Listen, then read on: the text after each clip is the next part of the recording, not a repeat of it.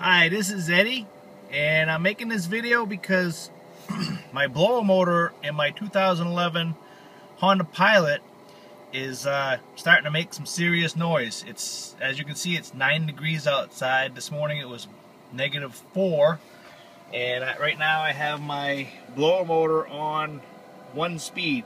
Can you hear it? It's on the lowest speed.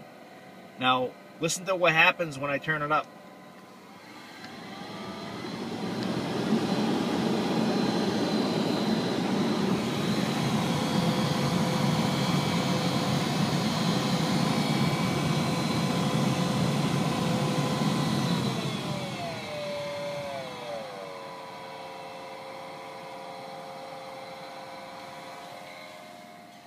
Not so good, eh?